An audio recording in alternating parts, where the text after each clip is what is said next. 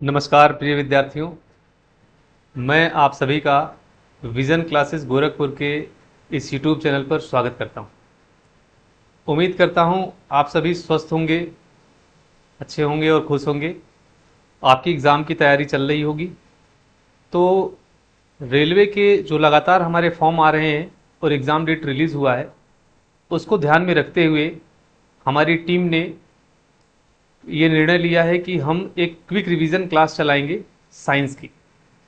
Railway के सारे exam के लिए बहुत ही महत्वपूर्ण होगा। देखिए, लास्ट ईयर में जितने भी क्वेश्चन हमारे पूछे गए हैं, रेलवे एएलपी की बात करें, असिस्टेंट लोको पायलट की, जिसका एग्ज़ाम 19 को है। इसके बाद एनटीपीसी की आप बात करें, एसआई की बात करें, कांस्टेबल की, साथ साथ में आपका जो ग्रेजुएट लेवल पर आया है और टेक्नीशियन का फॉर्म है, इन सभी में साइंस की एक महत्वपूर्ण भूमिका होती है। तो अगर साइंस का पूरा सेक्शन आप अच्छे से कवर कर लेते हैं तो सिलेक्शन के काफ़ी नज़दीक होंगे। जिसमें से साइंस में आपका फिजिक्स का सेक्शन मैं कवर करूंगा टोटल, और नितिन सर आपका केमिस्ट्री कवर करेंगे, अभिषेक सर आपका बायो कवर करेंगे। ए टू जेड तीनों आपका चलेगा सीक्वेंस में। तो इस सीरीज़ को आप अगर देखते हैं, ठीक है, तो इसमें हम थ्योरी भी कंप्लीट कराएंगे आपका, और साथ साथ में लास्ट ईयर के क्वेश्चंस भी कराते चलेंगे, जिससे हमारी तैयारी और अच्छी हो सके। तो जितने महत्वपूर्ण क्वेश्चन हैं सबको हम करते जाएंगे, जो कि हमें एग्जाम में देखने को मिलेंगे दोबारा। ठीक है, हर कॉन्सेप्ट के क्वेश्चंस देखेंगे। तो चलिए करते हैं स्टार्ट। फिजिक्स का सिलेबस हमने डाल दिया है, आप सिलेबस जाकर देख लेंगे। प्लेयर लिस्ट में एक प्लेयर लिस्ट अलग से बनी हुई है फिजिक्स की, तो उसमें जो टॉपिक हमने डाला है उसी टॉपिक को सीक्वेंस से हम डिस्कस करते चलेंगे। तो सबसे पहला जो चैप्टर है हमारा फिजिक्स में वो है मोशन। तो आइए बात करते हैं मोशन की। तो मोशन काफ़ी इंपॉर्टेंट चैप्टर है फिजिक्स का, तो चलिए करते हैं स्टार्ट, देखेंगे। तो मोशन में सबसे पहले बात कर लेते हैं कौन कौन सा टॉपिक हम देखेंगे। देखिए, मोशन आपने पढ़ा होगा, काफ़ी इंपॉर्टेंट है। मोशन का मतलब क्या है? गति। मोशन को हिंदी में क्या बोलेंगे? गति। जब समय के सापेक्ष कोई भी वस्तु या कोई भी पिंड अपनी स्थिति में परिवर्तन करता है तो उसे हम मोशन बोलते हैं। तो ध्यान से देखेंगे सिलेबस क्या है, पहले इसको समझ लेते हैं। जैसे मान लेते हैं कि एक हमारा ऑब्जेक्ट है, यहाँ पर कोई वस्तु है, हमने यहाँ एक कार बना दिया, ठीक है, छोटा सा। अब देखेंगे, मान लेते हैं ये अभी पॉइंट ए पर है, इसकी प्रारंभिक स्थिति क्या है? इनिशियल पोजीशन पॉइंट ए है, और इसको हमने ऑब्जर्व किया, एक ऑब्जर्वर है, इसको देख रहा है, 0 सेकेंड से देखना स्टार्ट किया। अब मान लेते हैं इस ऑब्जर्वर ने इसी ऑब्जेक्ट को फिर 5 सेकेंड के बाद देखा, आफ्टर 5 सेकेंड, 5 सेकेंड के बाद। और ये जो ऑब्जेक्ट था अब ए से बी पर पहुंच चुका है। ए से कहाँ पहुंच चुका है? बी पर। तो समय के सापेक्ष इसकी स्थिति में परिवर्तन हुआ है। पहले पॉइंट ए पर था, बाद में पॉइंट बी पर पहुंचा। तो इस अवस्था को हम कहते हैं गति। इस पिंड की जो ये अवस्था है, इसको हम क्या नाम देंगे? गति। तो हमेशा याद रखेंगे, समय के सापेक्ष किसी भी पिंड की अवस्था में जब परिवर्तन होता है तो उसे हम गति का नाम देते हैं। अब यहां पर देखेंगे, काफी इंपॉर्टेंट है, यहां पर जब किसी पिंड में गति होती है तो कुछ चीजें बड़ी महत्वपूर्ण हो जाती, ठीक है, जो समझना है हमें। तो इस चैप्टर में हम दूरी की बात करेंगे कि गतिमान पिंड द्वारा जो दूरी तय की गई है, डिस्टेंस, वो कितना है। फिर हम बात करेंगे किसकी? विस्थापन की। किसकी बात करेंगे? विस्थापन की, डिस्प्लेसमेंट की, विस्थापन की। इस पिंड द्वारा विस्थापन कितना हो रहा है। उसके बाद देखेंगे क्या? चाल, पिंड का चाल कितना है। फिर देखेंगे वेग, पिंड का वेग कितना है। और वेग के बाद औसत चाल की बात करेंगे और औसत वेग की बात करेंगे, एवरेज स्पीड और एवरेज, तो औसत चाल, औसत चाल, और किसकी बात करेंगे? औसत वेग की। ये सारे टॉपिक हैं इस चैप्टर में जो हमें पढ़ने हैं, औसत वेग। और इस पे क्वेश्चंस भी बहुत आते हैं, जब हम प्रश्न लगाएंगे तो लास्ट ईयर के क्वेश्चन देखेंगे औसत चाल और औसत वेग पर। इसके बाद एक होता है इंस्टेंटेनियस चाल, तत्क्षणिक चाल। वो हमारे सिलेबस में फिलहाल नहीं है, वहां से अभी तक क्वेश्चन नहीं आए, ठीक है। तो लास्ट ईयर के सारे सेट हमने देखे, वहां से आपके एग्जाम में क्वेश्चन नहीं मिले, तो उसको टॉपिक को यहाँ पर हमने नहीं रखा है, ठीक है। इसके बाद देखेंगे क्या? एक्सेलरेशन, त्वरण की बात करेंगे। एक्सेलरेशन, त्वरण। तो त्वरण और मंदन की कंडीशन देखेंगे, त्वरण की कंडीशन देखेंगे, और डी एक्सेलरेशन या रिटार्डेशन उसे कहते हैं, मंदन की कंडीशन देखेंगे क्या होती है। इसके बाद देखेंगे इक्वेशन ऑफ मोशन, गति के समीकरण, गति के समीकरण, इक्वेशन ऑफ मोशन, गति के समीकरण। तो ये जितना भी हमने यहाँ बताया आपको, फर्स्ट चैप्टर में हम इतने टॉपिक कवर करेंगे। तो जो मोशन है हमारा, ये इतने टॉपिक को कवर करता है और यहाँ से क्वेश्चंस हमारे एग्जाम में बनते हैं। तो ये सारे टॉपिक आप नोट कर लें। एक क्विक रिवीजन क्लास है, आपको सारे टॉपिक बहुत ही अच्छे से समझ में आएंगे और लास्ट ईयर का कोई क्वेश्चन आपका नहीं छूटेगा अगर ये लेक्चर आप अच्छे से समझ लेते हैं तो। चलिए करते हैं स्टार्ट। तो सबसे पहले देखेंगे क्या, सबसे पहले देखेंगे आपका ये मोशन चैप्टर स्टार्ट हो गया।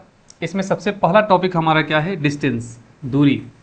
तो दूरी क्या होती है, पहले इसको समझ ले। दूरी क्या होती है, तो किसी निश्चित समय में या एकांक समय में किसी पिंड द्वारा तय किया गया जो रास्ता है, ठीक है, तय की गई जो लंबाई है, उसको हम दूरी बोलते हैं। तो कोई भी पिंड है, अगर गतिमान पिंड है तो किसी समय अंतराल में या किसी निश्चित समय में वो कुछ रास्ता तय करेगा, कुछ लंबाई कवर करेगा। तो जो लंबाई कवर करेगा उसी को हम दूरी का नाम देते हैं। एक चीज़ हमेशा याद रखेंगे, दूरी का मात्रक मीटर होता है, ठीक है, और इसका जो डायमेंशन है उसे हम एल से इंडिकेट करते हैं लंबाई को, और दूरी हमारी एक अदिश राशि है। तो सबसे पहले देखेंगे अदिश राशि और सदिश राशि क्या होती है। अदिश राशि वो राशि होती है जो दिशा पर निर्भर नहीं करती। दूरी क्यों अदिश राशि है, इस बात को समझेंगे आज डिटेल में। ऐसा क्यों है कि दूरी को हम अदिश राशि बोलते हैं, क्यों ये दिशा पर निर्भर नहीं करती है, इसको समझेंगे। तो चलिए स्टार्ट करते हैं। यहाँ पर दूरी जो है, देखिए किसी गतिमान वस्तु द्वारा, किसी गतिमान वस्तु द्वारा किसी निश्चित समय में किसी भी दिशा में, किसी निश्चित समय में किसी भी दिशा में तय की गई लंबाई को क्या कहेंगे, तय की गई लंबाई को हम उस वस्तु द्वारा चली गई दूरी बोलते हैं। तो हमेशा याद रखेंगे, the length covered by a moving object in any direction at any time is called distance covered by that object, ठीक है। अब दो चीज़ काफ़ी इंपॉर्टेंट है, दूरी हमारी एक अदिश राशि है, एक स्केलर क्वांटिटी है, और अगर इसका एसआई यूनिट हम देखें तो वो मीटर होगा, ठीक है। एसआई पद्धति में इसका मात्रक क्या है, मीटर है। क्लियर है। अब बात करेंगे विस्थापन की, और दूरी और विस्थापन में अंतर समझेंगे, तब ये टॉपिक अच्छे से क्लियर होगा। अभी थोड़ा सा पेशेंस रखें। अब देखते हैं, दूरी आपको समझ में आ गया होगा, किसी निश्चित समय में तय की गई लंबाई जो है वही दूरी बोली जाएगी। अब बात करेंगे विस्थापन की। तो देखिए विस्थापन क्या है, किसी गतिमान पिंड द्वारा प्रारंभिक और अंतिम बिंदु के बीच की न्यूनतम दूरी को हम क्या बोलते हैं, विस्थापन। तो कोई भी वस्तु अगर मूव कर रही है तो जहां से चलना शुरू किया, प्रारंभिक अवस्था जो उसकी थी, प्रारंभिक बिंदु जो था, और जहां पर जाकर रुकी अंतिम अवस्था, अंतिम बिंदु जो है, उसके बीच की जो न्यूनतम दूरी होगी, शॉर्टेस्ट डिस्टेंस, बिल्कुल न्यूनतम दूरी, उसको हम क्या बोलेंगे, विस्थापन। तो विस्थापन और दूरी में डिफरेंस है। दूरी कुल तय किया गया रास्ता है, लेकिन विस्थापन क्या है, न्यूनतम दूरी है प्रारंभिक और अंतिम बिंदु के बीच की, और इसी वजह से विस्थापन को हम सदिश राशि बोलते हैं। ये दिशा पर निर्भर करती है। अब ध्यान से समझेंगे। बात करें अगर विस्थापन की, तो हमेशा याद रखेंगे विस्थापन क्या है, किसी वस्तु की अंतिम और प्रारंभिक स्थिति के बीच की जो न्यूनतम दूरी होती है, मिनिमम डिस्टेंस, उसको हम बोलेंगे विस्थापन। क्या बोलेंगे, विस्थापन। और याद रखें विस्थापन एक सदिश राशि है, ठीक है, क्वेश्चन पूछा जाता है, और इसका भी मात्रक क्या है, मीटर है। इसका भी मात्रक क्या है, मीटर है। तो यहाँ पर देखेंगे, और अच्छे से समझने के लिए इसके डिफरेंस को हम समझते हैं दोनों को।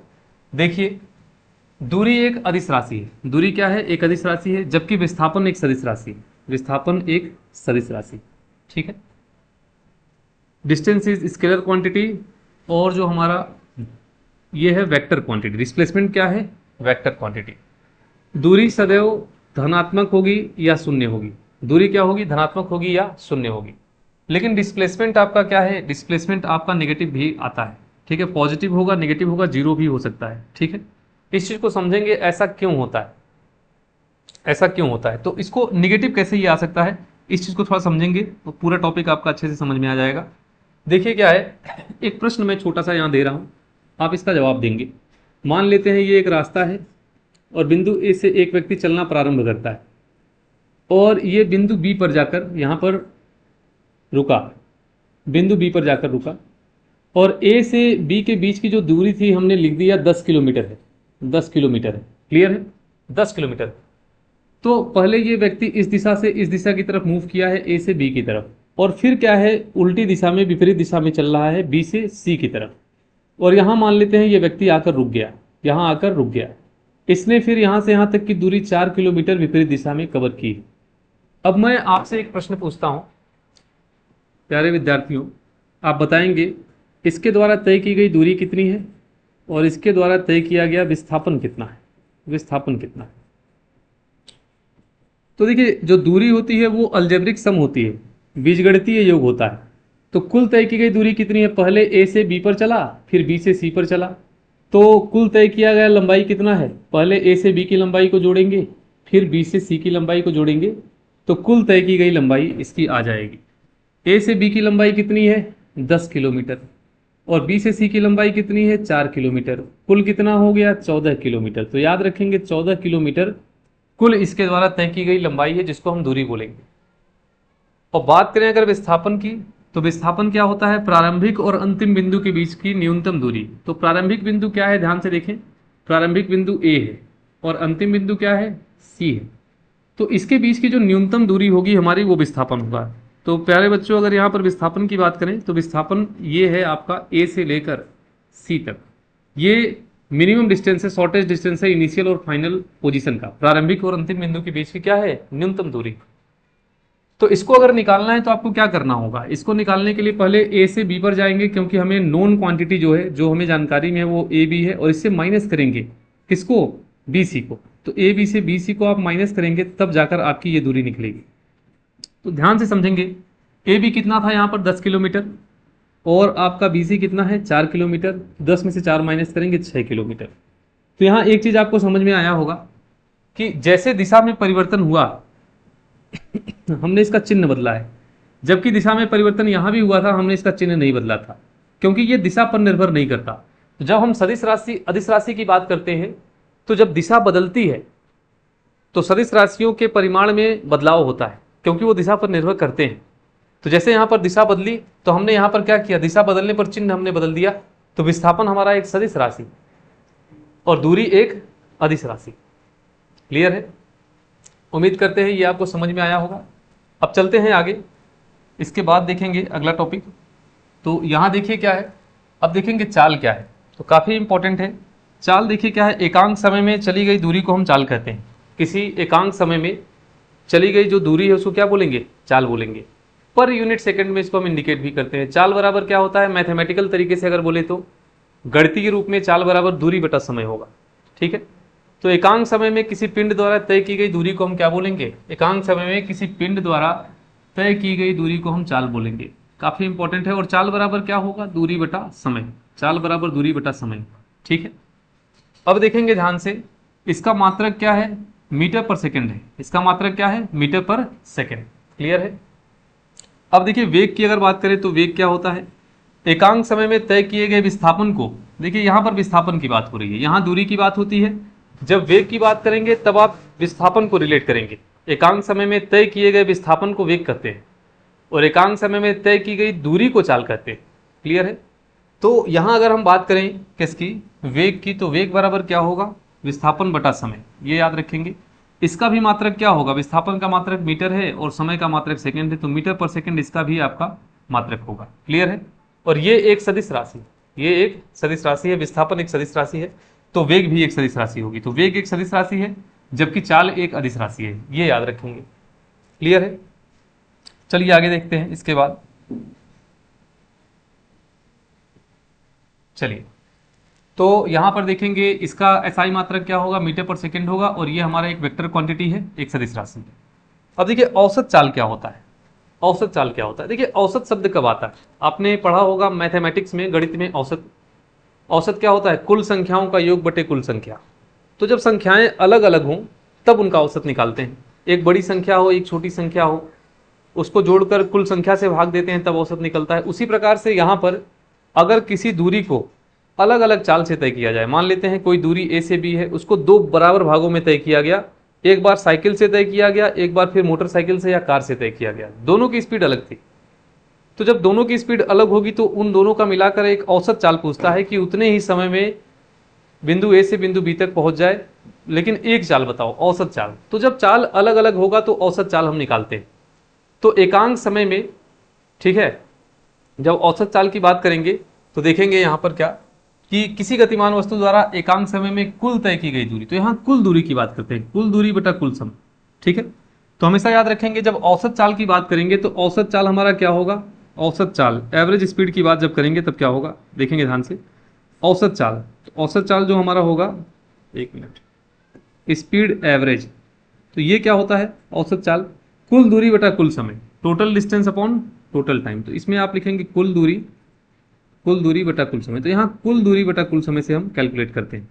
अच्छा, यहाँ पर एक चीज़ बहुत महत्वपूर्ण है जिसको आप नोट कर लेंगे, कुल समय, एक चीज़ बहुत महत्वपूर्ण है, और वो क्या है, एक फॉर्मूला आपका ये एग्जाम में पूछा हुआ है। ठीक है, कि अगर मान लेते हैं ए से बी तक की बीच की दूरी तय करनी है और दो बराबर भागों में तय करनी है। ठीक है, दो बराबर भागों में तय करनी है। पहले कोई व्यक्ति साइकिल द्वारा चलता है इसमें S1 स्पीड से, फिर कार द्वारा चला S2 स्पीड से, तो पूरी यात्रा की औसत चाल बताए, पूरी यात्रा की। ये काफ़ी इंपॉर्टेंट फॉर्मूला है, 2-3 बार आपके एग्जाम में पूछा है, आपको प्रीवियस ईयर में मिल जाएगा। जो एवरेज स्पीड आपका है यहाँ पर क्या होगा, ये हो जाएगा S1 into S2 divide by S1 plus S2, S1 plus S2, इस प्रकार से। तो दो बराबर भागों में अगर अलग अलग चाल से कोई दूरी तय की गई है तो आप फॉर्मूला यही लगाएंगे, कुल दूरी बटा कुल समय, और फाइनली जो आपका आंसर आएगा S1 into S2 divide by S1 plus S2 आएगा। उम्मीद करते हैं ये आपको समझ में आया होगा। ठीक है, चलिए, तो जब भी औसत की बात करेगा तो कुल दूरी बटा कुल समय आप लिखेंगे। अब देखेंगे यहाँ पर औसत चाल क्या होगा, कुल दूरी, total distance upon total time, कुल समय। अब बात करते हैं किसके, औसत वेग की। तो औसत वेग में देखिए क्या होगा, कुल विस्थापन बटा कुल समय होगा। वहां दूरी है, यहाँ पर क्या है, विस्थापन। तो उसी प्रकार से ये आपका क्या है, ये आपका एक अदिश राशि है और वेग क्या है, एक सदिश राशि है। औसत वेग क्या है, एक, तो जैसा कि ये डिस्टेंस पर निर्भर कर रहा है और दूरी एक अदिश राशि है, तो हमारा चाल भी अदिश राशि होगा। और वेग जो है विस्थापन पर निर्भर कर रहा है और विस्थापन एक सदिश राशि है, इसलिए हमारा वेग भी एक सदिश राशि होगा। क्लियर है, वेक्टर क्वांटिटी होगा। चलिए ध्यान से देखेंगे इसके बाद अगला जो हमारा है, तो देखेंगे यहाँ पर। अब बात करेंगे एक्सेलरेशन की। बात किसकी करेंगे, त्वरण की। एक्सेलरेशन क्या है, देखिए वेग परिवर्तन की दर को त्वरण कहते हैं। समझेंगे, वेग परिवर्तन की दर को क्या कहते हैं, त्वरण कहते हैं। मतलब कि कोई भी गतिमान पिंड है, अगर उसके वेग में निरंतर लगातार वृद्धि हो रही है या कमी हो रही है, तब वहां त्वरण या मंदन की कंडीशन आती है। ठीक है, त्वरण कब होता है, जब पिंड का वेग लगातार बढ़ता है। जैसे आप गाड़ी चला रहे हैं और गाड़ी चलाते समय आपने एक्सेलेरेटर लिया, तो जब आपने एक्सेलेरेटर लिया तो स्पीड इंक्रीज होने लगती है। स्पीड जब इंक्रीज हो रही है तो वो कंडीशन त्वरण की होती है। जब समय के सापेक्ष पिंड का वेग बढ़ने लगे तब त्वरण बोलेंगे। और जैसा आपने ब्रेक लगाया तो कुछ टाइम के बाद गाड़ी रुक जाएगी, तो ब्रेक लगाने के बाद वेग कम होने लगा तो वो कंडीशन मंदन की होगी। ठीक है, तो किसी पिंड का वेग अगर समय के सापेक्ष बढ़ रहा है तो उसे बोलेंगे त्वरण, और समय के सापेक्ष अगर घट रहा है तो उसे बोलेंगे मंदन। और मान लेते हैं कि वेग अगर एक समान है, ना घट रहा है ना बढ़ रहा है, तब त्वरण शून्य होगा। त्वरण क्या होगा, शून्य होगा। तो वेग बढ़ना त्वरण की कंडीशन है, पिंड का वेग समय के सापेक्ष घटना मंदन की कंडीशन है, और अगर स्थिर वेग है या एक समान वेग है उस कंडीशन में त्वरण वहां पर शून्य होता है। क्लियर है, तो समझेंगे यहां पर एक्सेलरेशन क्या है। तो एक्सेलरेशन जो है वेग परिवर्तन की दर को हम कहते हैं त्वरण। ठीक है, rate of change of velocity is called acceleration. तो देखेंगे यहाँ पर वेग परिवर्तन की दर हमारा क्या है, त्वरण है। तो इसके मात्रक की अगर आप बात करें तो यहाँ देखिए क्या है, वेग है। वेग क्या होता है, मीटर पर सेकेंड, और नीचे क्या है, टाइम है, तो इसको भी लिखेंगे सेकेंड। तो इसका जो मात्रक होगा, यूनिट होगा, वो मीटर पर सेकेंड स्क्वायर होगा, मीटर पर सेकेंड स्क्वायर। और अगर आप डायमेंशन लिखना चाहें तो यहाँ मास नहीं है, m पे 0 होगा, l पे पावर 1 हो जाएगा, और टाइम t पे पावर -2 होगा आपका। ठीक है, ये ध्यान रखेंगे, ये आप ध्यान रखेंगे। तो यहाँ देखेंगे ध्यान से कि त्वरण का मात्रक कितना है, जैसा कि आपने लिखा मीटर पर सेकेंड पे पावर -2, इस तरह से हो जाएगा। और जो डायमेंशन है इसका l इंटू टी पे पावर -2 होगा। m तो 0 है यहाँ पर, तो l इंटू टी पे पावर -2 होगा। उसके बाद देखेंगे, देखिए पॉजिटिव त्वरण वेग को बढ़ाता है, जो धनात्मक त्वरण है वो क्या करेगा, एक होता है पॉजिटिव एक्सेलरेशन। एग्जाम में पूछा भी गया है आपके कि धनात्मक अगर है एक्सेलरेशन तो क्या होगा, इसका मतलब वेग बढ़ रहा। एक्सेलरेशन अगर ऋणात्मक हो गया, नेगेटिव एक्सेलरेशन हो गया, इसका मतलब वेग कम हो रहा है। क्लियर है? तो देखेंगे यहाँ पर, तो सारी चीज़ें आपकी बाइलैंग्वेज हैं, इंग्लिश में भी लिख दी गई हैं कि किसी भी मीडियम को लेकर आपको दिक्कत ना हो। और कुछ पॉइंट्स अगर आपको समझ में नहीं आएगा तो आप कमेंट करेंगे, यहाँ से एक्सप्लेन कर दिया जाएगा।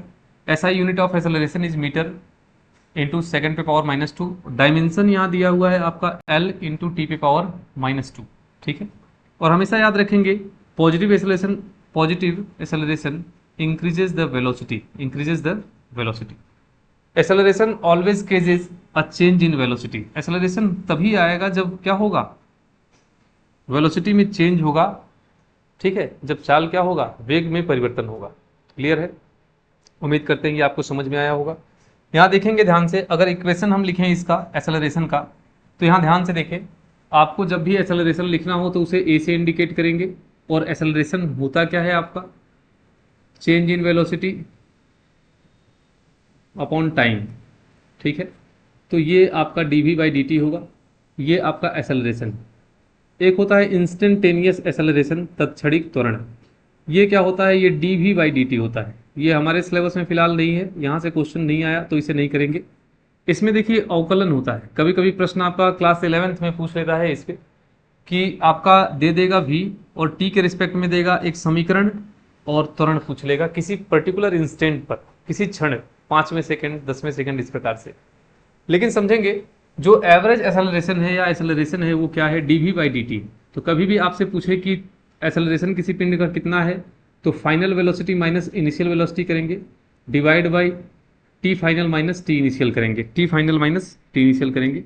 यहाँ से आपका एक्सेलरेशन निकल जाएगा। तो ये इंडिकेट क्या कर रहा है, ये इक्वेशन क्या इंडिकेट कर रहा है समझेंगे। यहाँ पर क्या है, किसी एकांक समय में वेग में जो परिवर्तन होगा पिंड के, उसी को हम त्वरण बोलेंगे। इसीलिए मैं कहा कि अगर वेग स्थिर है, ये दोनों बराबर है, तो त्वरण क्या होगा, फिर शून्य होगा। तो वेग अगर एक समान है, कांस्टेंट है, तो त्वरण क्या होता है, शून्य होता है। क्लियर है? चलिए आगे चलेंगे। यहाँ पर अगला देखेंगे, यहाँ देखिए, अब गति के समीकरण देखते हैं। गति के समीकरण, तो यहाँ देखेंगे गति के समीकरण को समझने से पहले कुछ इंडिकेशन आप समझ लें। कुछ इंडिकेशन अगर आप समझ लेते हैं तो गति के समीकरण में कहीं दिक्कत नहीं आएगी। और ये काफ़ी फेमस भी होता है, तो सभी बच्चों को याद होता है, लगभग एग्जाम में बहुत पूछा जाता है। देखिए, मान लेते हैं कोई ऑब्जेक्ट है, ठीक है, तो इस ऑब्जेक्ट का प्रारंभिक वेग, इस पॉइंट पर इसका मान लेते हैं t = 0 सेकेंड है, और इस पर इसका जो वेग है वो u है, प्रारंभिक वेग क्या है, u। अब मान लेते हैं t टाइम बाद ये ऑब्जेक्ट, ये पिंड यहाँ पहुँच गया, और यहाँ पर मान लेते हैं 5 सेकेंड, हम ले लेते हैं कि 5 सेकेंड के बाद, 5 सेकेंड के बाद इसका वेग कितना हो गया, अंतिम वेग v हो गया यहाँ पर। तो हमारा जो ऑब्जर्वर था वो 0 से लेकर 5 सेकेंड तक किसी पिंड को ऑब्जर्व किया। शुरुआत में देखा कि इसका वेग, प्रारंभिक वेग u है, और अंतिम वेग कितना है, v है। और वो देख रहा है कि जो डिस्प्लेसमेंट हुआ है, विस्थापन, इस पिंड में जो विस्थापन हुआ है वो s, क्या है, s। इस पिंड में जो त्वरण है वो a है, स्मॉल a, और t टाइम के अंतर्गत ये हुआ है। तो ये सारे पॉइंट बड़े इंपॉर्टेंट है। इक्वेशन हम इसी फॉर्म में लिखते हैं, प्रारंभिक वेग, समय, विस्थापन, त्वरण, ठीक है, इन सभी के फॉर्म में, और अंतिम वेग। तो आप सभी को पता है कि 3 इक्वेशन होते हैं आपके मोशन के। गति के कितने इक्वेशन होते हैं, 3 समीकरण होते हैं। पहला क्या होगा, v = u + माइनस at, ये होगा। दूसरा आपका क्या होगा, s = ut + ½ at², ये होता है, जो कि काफ़ी इंपॉर्टेंट है डिस्प्लेसमेंट निकालने के लिए, विस्थापन निकालने के लिए। और तीसरा आपका होगा v² = u² + -2as, ये 3 इक्वेशन आपके काफ़ी इंपॉर्टेंट है, ठीक है। इसके साथ साथ एक समीकरण और है जहां से 2-3 बार क्वेश्चन पूछा है रेलवे में, उसको भी आप देख लेंगे। nवें समय में या tवें सेकंड में पूछता है कितना विस्थापन है nवें सेकंड में, तो ये क्या होता है, u + -a/2 × 2n-1। ये काफ़ी इंपॉर्टेंट क्वेश्चन है, आपको लास्ट ईयर में यहाँ से क्वेश्चन देखने को मिल जाएंगे, मे भी इस बार भी पूछ ले। nवें सेकंड में बोलेगा 5वें सेकंड में पिंड द्वारा कितना विस्थापन तय किया गया, 10वें सेकंड में कितना तय किया गया। तो n की वैल्यू हम 5, 10 रखेंगे, प्रारंभिक वेग है, त्वरण है, 2n-1 का यहाँ पर फैक्टर है हमारा, इस प्रकार से निकल जाता है। तो उम्मीद करते हैं आपको इक्वेशन समझ में आया होगा। ये 3 इक्वेशन है जो जनरल इक्वेशन है, और ये हमारा यहीं से फ्रेम किया गया है nवें सेकंड के लिए। ठीक है, तो चलिए अपने टॉपिक पे चलते हैं। यहाँ देखेंगे ध्यान से, बात कर रहे थे हम किसकी, गति के समीकरण की। तो गति के देखिए 3 समीकरण हैं हमारे। यहाँ ये मेंशन किया हुआ है कि प्रारंभिक वेग हमारा क्या है, u, त्वरण क्या है, स्मॉल a, और t समय में जो तय की गई दूरी है वो स्मॉल s है। ठीक है, और यहाँ पर वस्तु का अंतिम वेग कितना है, v है। अंतिम वेग कितना है, v। तो प्यारे बच्चों देखेंगे यहाँ पर आपका जो फर्स्ट इक्वेशन है v is equal to U plus A T है, v square is equal to U square plus 2as है, और s is equal to U T plus half A T square है। और लास्ट वाला equation जो हमने आपको बताया था u plus A by two into 2n-1 वो है। ठीक है, तो ये 4 इक्वेशन आप देख लेंगे। 3 आपके मेजर इक्वेशन है, एक आपका मॉडिफाइड है। ठीक है, यहाँ से प्रश्न आपके एग्जाम में देखने को मिलते हैं। अब देखेंगे हम ध्यान से आगे। अब देखिए यहाँ पर नेक्स्ट की अगर हम बात करें अगले पार्ट की, तो यहाँ पर देखिए एक चीज़ याद रखेंगे, इसका हमेशा ध्यान रखेंगे। कई बार ऑब्जेक्ट को ग्राउंड से ऊपर की तरफ फेंकने की बात करेगा या नीचे की तरफ। ऑब्जेक्ट को कभी अपवर्ड डाउनवर्ड अगर फेंका जाए, मतलब हॉरिजेंटल ना फेंक कर किसी पिंड को ऊर्ध्वाधर ऊपर की तरफ फेंका जाए या नीचे की तरफ, तो उस कंडीशन में हम एक्सेलरेशन की जगह g का यूज़ करते हैं। यहाँ पर a ना यूज़ करके इसकी जगह हम g का यूज़ करते हैं, और ये प्लस और माइनस के फॉर्म में हम लेंगे। तो g क्या है, इसको गुरुत्वीय त्वरण बोलते हैं, इसको बोलते हैं गुरुत्वीय त्वरण। और इसका मान जो होता है वो 9.81 होता है। कितना होता है, 9.81। तो हमेशा याद रखेंगे किसी भी पिंड को, देखिए वही यहाँ समझाया गया है कि जब कोई वस्तु पृथ्वी तल से ऊपर गति करे, ठीक है, तो वह गुरुत्वीय त्वरण g के अधीन गति करती है। ठीक है, जब वस्तु ऊपर से ऊर्ध्वाधर नीचे की ओर गिरती है, जब वस्तु देखिए नीचे की तरफ गिरेगी तब प्लस g लेते हैं, तब गुरुत्वीय त्वरण का मान पॉजिटिव लेते हैं। और जब हम कहाँ चलेंगे, ऊपर की तरफ कोई वस्तु फेंकी जाएगी तो गुरुत्वीय त्वरण का मान वहाँ क्या लेंगे, नेगेटिव लेंगे। तो जो फॉर्मूला आपने तीनों यूज़ किया इक्वेशन, उसमें a की जगह g का हम प्रयोग करेंगे अगर किसी पिंड को ऊर्ध्वाधर ऊपर की तरफ या नीचे की तरफ फेंका जाए, और उसमें a की जगह आप g का प्रयोग करेंगे। अगर गति नीचे की तरफ हो रही है तो प्लस होगा, प्लस g, और गति अगर ऊपर की तरफ हो रही है तो माइनस g होगा। क्लियर है? चलिए देखते हैं इसके बाद अगला टॉपिक हमारा क्या है। देखिए ये काफ़ी इंपॉर्टेंट है, यहाँ से क्वेश्चन जब आता है तो बहुत सारे बच्चे छोड़ देते हैं। ठीक है, मैंने देखा ग्राफ के बहुत सारे क्वेश्चन आपके पेपर में आए हुए हैं। यहाँ से एक तो स्टेटमेंट वाला क्वेश्चन आता है, वो दोनों मैं अभी एक्सप्लेन करूंगा आपको। दूसरा ग्राफ का क्वेश्चन आएगा, तो आप जजमेंट कैसे देंगे, आंसर कैसे सेलेक्ट करेंगे, उसको ध्यान से देखिए। तो देखिए यहाँ पर मंदन क्या होता है आपको पता है, जब त्वरण प्रति सेकंड क्या हो, घटता है। जब घटता है तो मंदन की कंडीशन होती है। अब देखेंगे यहाँ पर जो ग्राफ हमारा, 2 प्रकार का ग्राफ एग्जाम में पूछा जाता है। एक आपका डिस्टेंस के साथ टाइम का, एक डिस्टेंस के साथ किसका होगा, टाइम का। तो यहाँ देखिए ध्यान से, ये डिस्टेंस है आपका और ये टाइम है। तो 2 एक्सिस है, एक x है दूसरा y है। x एक्सिस पर टाइम होगा, y एक्सिस पर डिस्टेंस होगा। अच्छा यहाँ पर देखिए ध्यान से, कैसे हम, यहाँ पर पूछ रहा है कि ये कंडीशन किसको दिखा रहा है, तो हम बोलेंगे ये स्टेशनरी कंडीशन है। बॉडी यहाँ पर रेस्ट में, बॉडी किस में है, रेस्ट में। कैसे पता, जैसे यहाँ देखिए 1 2 3 4 5 समय बढ़ रहा है, लेकिन समय के साथ देखिए डिस्टेंस आपका सेम है, डिस्टेंस ऊपर नहीं जा रहा है, बिल्कुल फ्लैट है, ऐसे सेम। तो समय बढ़ रहा है लेकिन दूरी उतनी ही है, दूरी नहीं बढ़ रही है। इसका मतलब जो वस्तु है हमारी वो स्थिर अवस्था में है, रेस्ट कंडीशन में है। क्लियर है? तो ये हमारा क्या होगा, यहाँ पर हम बोलेंगे कि ये कंडीशन रेस्ट की है। किसकी है, रेस्ट की कंडीशन है। अगला देखेंगे आप, जैसे यहाँ समय बढ़ रहा है, ये स्लोप हमारा लीनियर है कुछ इस प्रकार से। तो यहाँ आप देखिए, यहाँ पर समय बढ़ रहा है और समान दूरी, यहाँ समान समय लेंगे। यहाँ पर हम टाइम गैप लेते हैं, और इतने टाइम गैप में देखिए कितनी दूरी कवर किया, इतनी दूरी कवर किया, और यहाँ भी उतनी ही दूरी कवर किया है। तो यहाँ हम बोलेंगे कि देखिए कभी भी आपको किसी ग्राफ को जज करना हो तो ये काम करते हैं। एक यहाँ लंबाई खींचेंगे, सेम लंबाई यहाँ खींचेंगे, और फिर वर्टिकल ऐसे मिला लेंगे। एक लंबाई आपको यहाँ खींचनी है, यहाँ खींचनी है, और सेम लंबाई आपको यहाँ खींचनी है, फिर ऐसे मिला लेना है।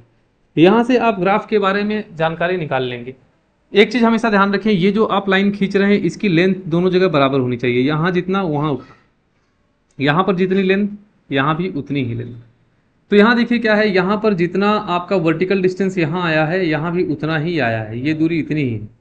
तो यहाँ पर हम बोलेंगे क्या कि समान समय में समान दूरी तय कर रहा है, समान समय में समान दूरी तय कर रहा है, तो यहाँ बोलेंगे स्थिर वेग है। यहाँ पर यही प्रश्न पूछता है कि वेग बढ़ रहा है घट रहा है, ये ग्राफ देकर, तो ऐसी कंडीशन में हम बोलेंगे स्थिर वेग है। ठीक है, यूनिफॉर्म वेलोसिटी की बात करते हैं, स्थिर वेग है, यूनिफॉर्म वेलोसिटी है इस ग्राफ में। ठीक है, यहाँ देखेंगे ये रेस्ट की कंडीशन है, ये विरामावस्था में है, ये विराम में है। ठीक है, विरामावस्था में है, ये स्थिर वेग है। यहाँ पर देखिए क्या है, पहले इतने ही समय में पहले कम दूरी कवर किया था, अब ज़्यादा दूरी कवर कर रहा है। ये देखिए ये वाला, ये ज़्यादा दूरी कवर कर रहा है, अब यहाँ से यहाँ तक कवर कर रहा है। तो हम बोलेंगे ये त्वरण की कंडीशन है। यहाँ पर दूरी ज़्यादा कवर कर रहा है, मतलब वेलोसिटी बढ़ रही है। और अगर वेलोसिटी बढ़ रही है तो कंडीशन किसकी है? त्वरण की कंडीशन। और यहाँ देखिए क्या है, यहाँ पर हमने समान समयांतराल लिया है, यहाँ पहले इतना कर रहा था, अब बस इतना सा कर रहा है, छोटा सा। तो हम बोलेंगे कि बाद में दूरी कम तय कर रहा है, दूरी कम तय कर रहा है, तो ये डी एसेलरेशन है, रिटार्डेशन है, या मंदन की कंडीशन है, मंदन की कंडीशन है। क्लियर है? उसी प्रकार से देखिए वेग और समय की बात अगर हम यहाँ पर करें, तो समय यहाँ पर जैसे जैसे बढ़ रहा है, हमारा टाइम बढ़ रहा है, समय के सापेक्ष देखिए वेग यहाँ पर क्या है? स्थिर है। अब वेग स्थिर है, इसका मतलब क्या? वेग बढ़ नहीं रहा है, वेग है, लेकिन वेग क्या है? स्थिर, कांस्टेंट। तो वेग जब स्थिर होगा तो यहाँ बोलेंगे त्वरण शून्य होगा। त्वरण क्या होगा? शून्य। अभी आपने देखा कि वेग में जब परिवर्तन नहीं होता है तो त्वरण क्या होता है? शून्य होता है। तो इसको बोलते हैं नियत चाल है, यूनिफॉर्म वेलोसिटी है। और एक्सेलरेशन क्या है? जीरो। अब इसमें आप उसी प्रकार से बना लें, जब भी आपका इस प्रकार का कर्व आए तो इस प्रकार से बना लें। यहाँ पर आप देखेंगे समान समयांतराल लेने पर जो ये डिस्टेंस वेलोसिटी है ये भी समान आ रही है। यहाँ देखिए ये भी समान आ रही है। तो यहाँ पर क्या है कि वेलोसिटी बढ़ रही है। वेलोसिटी क्या हो रही है? देखिए ध्यान से कि यहाँ पर वेलोसिटी का मान धीरे धीरे बढ़ रहा है, 1 2 3 4 धीरे धीरे बढ़ रहा है। तो वेलोसिटी अगर बढ़ रही है तो बोलते हैं कि ये त्वरण की कंडीशन है। यहाँ पर एक्सेलरेशन है और पॉजिटिव एक्सेलरेशन है, ये त्वरण की कंडीशन है। ठीक है, और यहाँ पर अगर आप देखें तो यहाँ पर क्या है, तो यहाँ पर यूनिफॉर्म एक्सेलरेशन आप बोलेंगे। एक सेकेंड, यहाँ पर बढ़ रहा है लेकिन नियत बढ़ रहा है, तो यहाँ पर जो होगा हमारा यूनिफॉर्म एक्सेलरेशन होगा, यूनिफॉर्म एक्सेलरेशन होगा। चलिए देखेंगे, इसको बोलते हैं यूनिफॉर्म, यूनिफॉर्म एक्सेलरेशन। ठीक है, स्थिर त्वरण है ये। और यहाँ देखिए, यहाँ पर जब हम बनाएंगे ग्राफ इस प्रकार से तो सेम इस प्रकार से। अब देखिए क्या है, यहाँ पर कम चला है, यहाँ बहुत ज़्यादा चल रहा है, तो यहाँ वेलोसिटी बहुत तेज बढ़ रही है। अब वेलोसिटी बढ़ेगी तो हम बोलेंगे त्वरण की कंडीशन है। यहाँ पर क्या है? त्वरण की कंडीशन है, एक्सेलरेशन बढ़ रहा है। क्लियर है? तो उम्मीद करते हैं कि ग्राफ का क्वेश्चन आएगा। सॉरी, आज थोड़ी तबीयत खराब है।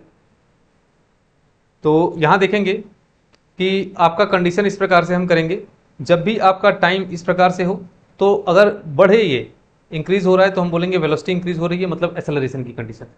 क्लियर है?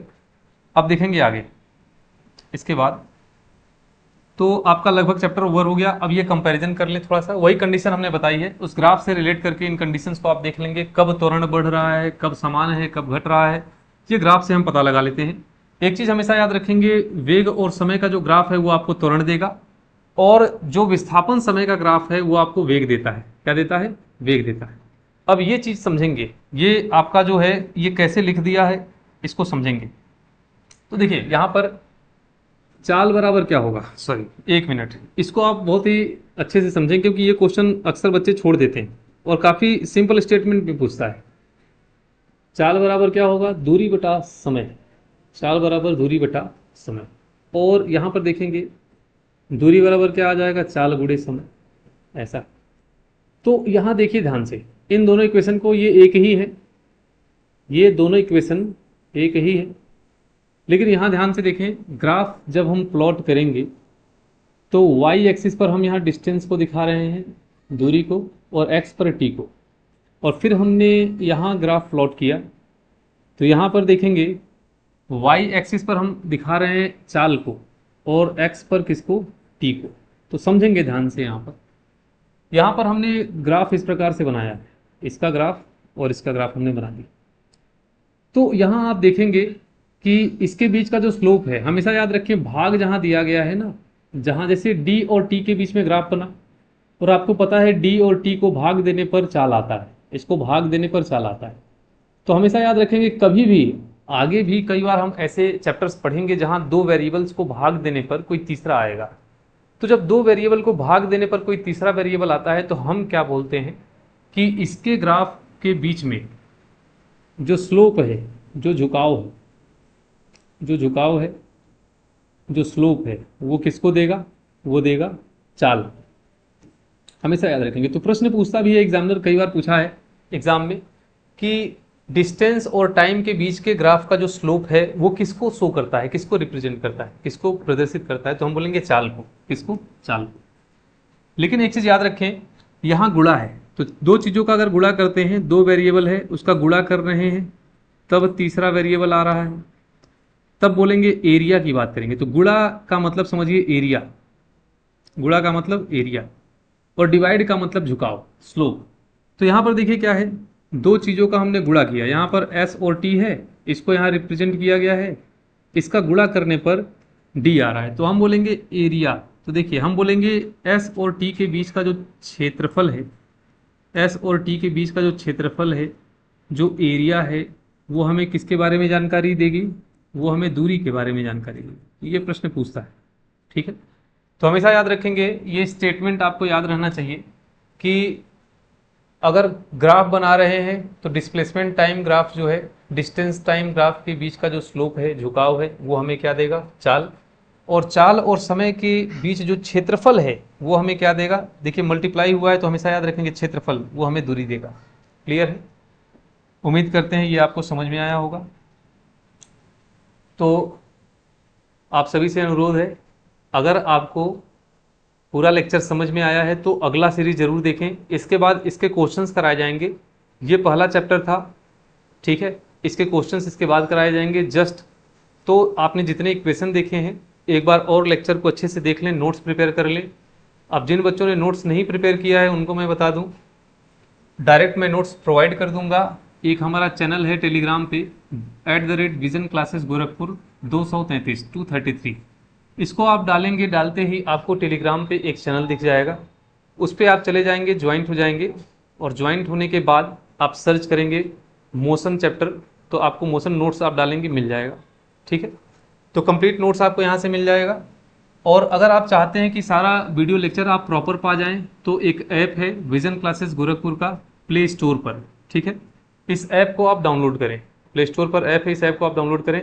इसमें पूरा साइंस, पूरा GA, reasoning, math, A to Z आपको सारा कंटेंट मिल जाएगा, आप देख सकते हैं।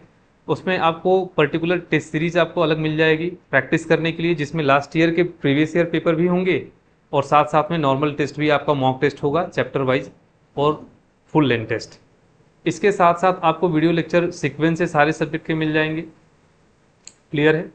और वीडियो लेक्चर के साथ साथ आपको PDF फॉर्म में बहुत सारे मटेरियल मिल जाएंगे, जो यहाँ पढ़ाए जा रहे हैं वो भी, और जो क्वेश्चन प्रैक्टिस कराए जाएंगे वो भी, A to Z आपको कंप्लीट डिटेल फॉर्मेट में मिलेंगे। तो यहाँ पर याद रखेंगे, इसको अगर ऐप को आप डाउनलोड करते हैं तो डाउनलोड करने का कोई चार्ज नहीं है, आप डाउनलोड कर सकते हैं। उसमें आप सेक्शन में जाएंगे फ्री मटेरियल के, उसमें काफ़ी कुछ पड़ा हुआ है, वो आप डाउनलोड कर सकते हैं और उसका उपयोग कर सकते हैं। आने वाले रेलवे के सारे एग्ज़ाम के लिए आपको कंप्लीट नोट्स मिल जाएगी अच्छे से साइंस की, जो हम प्रोवाइड करेंगे। उम्मीद करते हैं आपको वीडियो पसंद आई होगी। वीडियो देखने के लिए बहुत बहुत धन्यवाद।